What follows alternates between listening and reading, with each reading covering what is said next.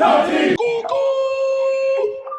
I got all the favorite bitches say I'm delicious. I'ma have all you motherfuckers laying in ditches. I'ma kill all you rappers, I'ma aim with precision. They was rocking with your ass till they made a decision. All my friends making mans cause they know I'm my bitch. A lot of entertainers crash, I can see the collision. That's it to make the money, I was great at the division. I'm finna take all your food and I'ma eat up the dishes. Everything up off the table, I'm starving. See a nigga ball Steve Harvey. Blowing up the dome, no Sharpie. Working out, looking like a Barbie. Kid, better not red boy like Cardi.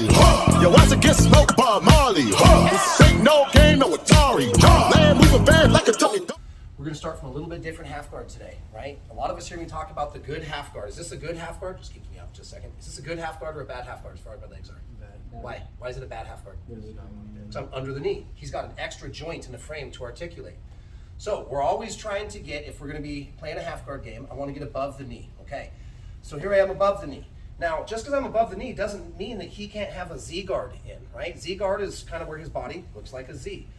And it's going to depend on the school and the professor. Some people will still consider this a type of a knee shield, right? I'm going to call it a Z guard. If his knee comes up a little bit, this is what a lot of people are going to consider a knee shield. His knee is shielding my weight from going on him. Whereas a Z guard, I can still put weight. They have different counters and different things that we can do. So just be mindful of there is a little bit of a difference between knee shield, where the knee is kind of north-south, keeping my weight off him as a frame, and when he's down in here in a Z guard. Okay, so we're just gonna get into our familiar half guard. The first technique we're gonna run today is our tripod pass, right? And then we're gonna kind of build off of that. But we gotta know how sometimes this Z guard is here. There are many ways I can clear it and pass. The way we're gonna go today is kind of the easiest, most available one. As I'm here, he puts in, if he starts to reach for my grips, first off, I'm not gonna let him control my grips. Second thing, I'm gonna take the back of my elbow, I'm gonna bring it over the knee, and I'm gonna cup, and I can't keep pressure on that locks his leg in place. So once I place my knee over, I'm gonna lean back just a little bit, clear it. Now that I've cleared it, I don't necessarily wanna start reaching for the head because he can block my approach and I can't get his head. So as soon as I clear this knee, I'm gonna clear the knee, keep my hands together. My hands are gonna go to the hip, and as I put pressure on, I'm trying with my hands and triceps to drive both of his butt cheeks on the mat, for lack of a better term.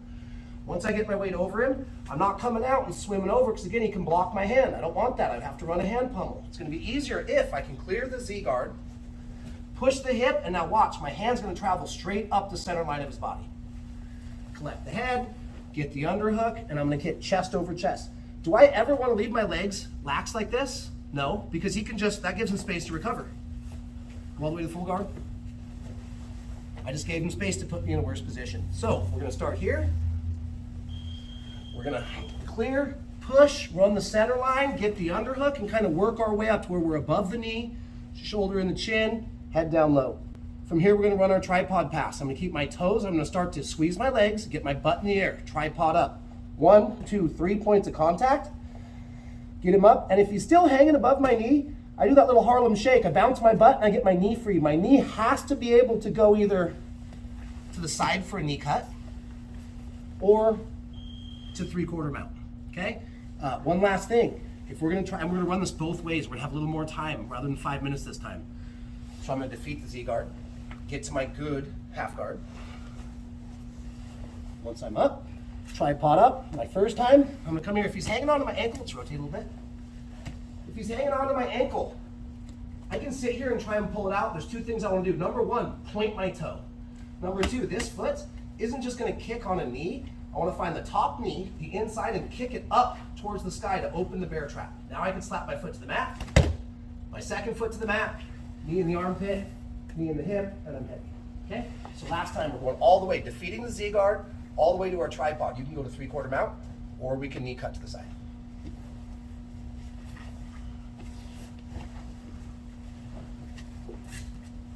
If the leg is trapped, knee up, out, to the side. If I'm going 3/4 mount, we'll finish with our shoelace pass.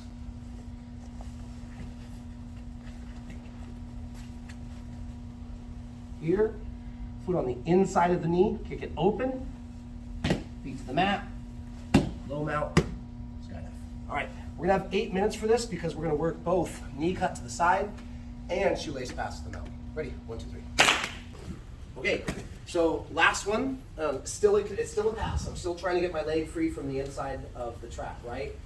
Sometimes our conventional routes are more fundamental stuff. Remember, fundamental is not a bad term. It doesn't mean newbie or beginner or easy version. Fundamentals, guys, are where you're gonna be practicing all the way up through black belt, okay? Like 80-90% of the time when I'm rolling with people, regardless of their belt, I'm sticking to my fundamentals, and every once in a while I see an opportunity to do like a more advanced technique. So don't think of fundamentals as like, ooh, that's bad. Fundamentals are what are gonna make you a better jiu-jitsu player, okay? So we still gotta stick with the fundamental pass. This time, the same time, we've already done this a couple times where I'm out here playing, I'm blocking collars, I'm scooping, I'm getting above the knee, I'm getting in here. So we're just gonna start from this position. On good side control, or excuse me, a good half guard, I'm above the knee. I have my cross face, I have my underhook, and my chest pressure is on. I'm pinching those legs. I can't always build a base or pummel the head and lift the elbow. Or maybe I just want to take a different pass. So this time, we're going to go back to our first version of like a tripod. I'm starting to come up, but for whatever reason, I can't clear him under my knee line. So what I'm going to do this time, rather than just having a cross face and controlling his chin, I'm going to try to get my hand deeper underneath the armpit, so my fingers almost touching his armpit. In no gi, we have to kind of use like a duck beak, you know, and grip and pull the muscles, but in the gi, we can make a grip. The reason I'm making this grip is so that I can pull him into me. I'm pulling my left elbow back towards my hip, and I'm gonna try and bend Aaron. Also lets me put a heck of a lot of pressure on my shoulder. So now we're not just here smashing, I'm gonna make a grip, and I'm gonna pull him in tight and really accentuate this shoulder. It's important, because I'm gonna put myself a little tiny bit out of position. And if I allow him to have free use of his chin, when I get my hips up here, he's gonna push and come up on top of me. This is what I don't want. So I negate that by really smashing his chin this way with the pull pressure. So I'm gonna lift the arm, get the grip, I'm gonna pull it, accentuate the shoulder. Now my hips are gonna start to move up by his shoulder, not just here on the side. I wanna move my hips up and away. See how that helps start to clear the knee line? Okay, control, control. I'm in here, I move my hips up. I only need enough space to get my bottom leg through like this. I'm gonna use my shin to push his hips away while I straighten my leg, point my toe, and pull it out. Now I just continue on with my pass. So it's gonna look like this. Instead of just being here and running a tripod, I'm gonna get a good grip, lock him in tight, roll my shoulder. Now my hips are gonna come up and high. I'm gonna put my shin in on the hips, hence the term shin press. I'm gonna press with my shin, point my foot and toe, and push with this leg, pull with this leg, do a back step, and now I'm gonna fix my side control. One knee to the hip, one knee to the armpit, and I'm into my standard side control. Okay, last time, the shin press. Control him, control the chin, move my hips up, put the shin in, push, pull, back step, fix the position. All right? Shin press. Only working going to the side this time. Don't worry about that one. Sound good? 5 minutes on this one. 1, 2, 3.